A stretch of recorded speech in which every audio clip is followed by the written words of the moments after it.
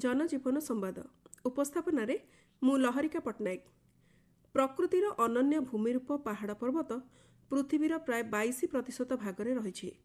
ध्यानमग्न ऋषि परि छिड़ा होइथिबा एही पर्वत निज शरीर में बहुविध जैव विविधता धारण करिथांती। पहाड़ पर्वतर संरक्षण केवल मनीष पई नुहे समग्र परिवेश चक्र पई विशेष गुरुत्वपूर्ण। 1992 मसीह होइथिबा जातिसंघ सम्मेलन में परिवेश एवं विकास उपर जोर दियाजिबा सह पर्वतर संरक्षण प्रति ध्यान आकर्षण करा जायतिला।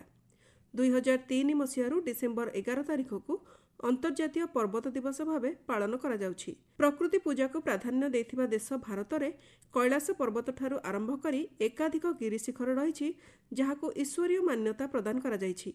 गोवर्धन पूजा भारत में एक प्रमुख पर्व, तेबे विदेश में दिव्य मान्यता पाइथिबा पर्वत सब रहिछन्ति। आसंतु शुणिबा से भली केतोटी प्रमुख पर्वत संपर्क रे।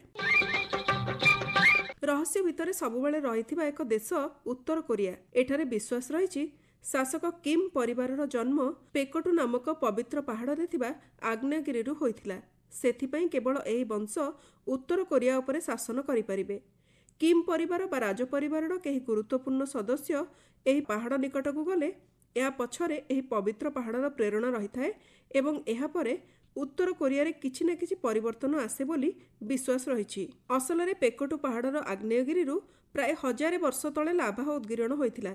उभय उत्तर एवं दक्षिण कोरियार जातीय संगीत तथा कोरिया लोकगीत अरिरांग रे एही पहाड़ संपर्क रे उल्लेख रहिछि। चीन एवं उत्तर कोरिया सीमारे थिबा एही पहाड़ को उभय उत्तर और दक्षिण कोरियावासी पूजा करती। चीन रो सीमा को भी लगी रहिथिबा एही पहाड़ को सेठाकार लोके चंगवाई बोली कहती एवं एही पहाड़ रे दैवी शक्ति रहिथिबा विश्वास करती। एही पहाड़ उपरे थिबा एक ह्रद को स्वर्गर ह्रद कुहा जाय। कोरियावासी एहाकु चेओनजी ह्रद एवं चीनवासी तिआंदी ह्रद बोली कहती। जापान सर्वोच्च पर्वत माउंट फुजी टोकियो ठारू प्राय 100 किलोमीटर दूर। यह केवल एक पर्वत परि लागुथिले भी असलरे 3टी भिन्न भिन्न आग्नेयगिरी को निर्मित होइछि। तळे कोमिताके, मझिरे कोफुजी एवं उपरे सिन फुजी आग्नेयगिरीर उद्गीरणरू माउंट फुजीर त्रिकोण सृष्टि होइथिबा कुहा जाय। यह जापानर एक पवित्र पर्वत भावे परिचित थिबा बेले स्थानीय लोके एहार पूजार्चना करନ୍ତି। पर्वत पूजा जापानी संस्कृतिर एक गुरुत्वपूर्ण अंग। प्रत्येक ऋतुरे एही पर्वत भिन्न भिन्न रूपरे देखा जायଥାଏ, तेणु लोके एहाकू जादुकरी पर्वत बोली कहिथांती। बरफाच्छादित शृंग को नहीं खूब सुंदर देखा जाउथिबा एही पर्वत जापानर आध्यात्मिकता एवं सांस्कृतिक वैशिष्ट्यर प्रतीक भावे परिचित। एहाकू लोके फुजी सान बोली भी कहती। चीन रे एक विशाल पर्वत रही जार ना माउंट हुआ। यह मध्य हुआसान नाम परिचित। चीन रो पवित्र पर्वत गुड़िक मध्यरु यह अन्यतम। माउंट हुआ रे असलरे 5टी अलग अलग शृंग रही जेउथिरे प्रत्येकटिरे गोटे गोटे मंदिर रही।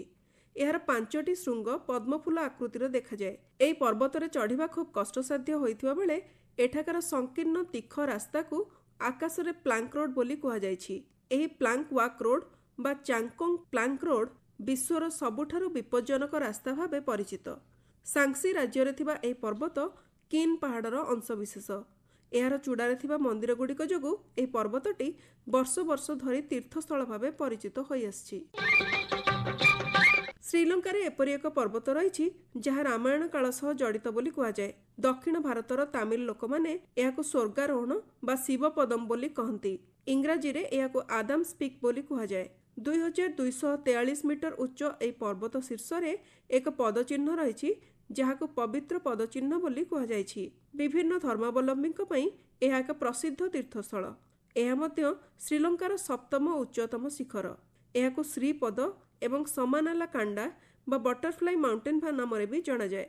विश्वास रही भगवान शिव मनीष जाति पई दिव्य प्रकाश देवा लगी अवतरण करथिबा बेले एही शिखर रे प्रथमे पाद थापिथिले। पुणी हनुमान संजीवनी नेबाकू आसीथिबा बेले चिन्हि न पारि नेई आसीथिबा पर्वतर अंश एही आदाम्स पीक बोली कुहा जाय। एहा मध्य ट्रेकिंग प्रिय लोकंक पई भल विकल्प।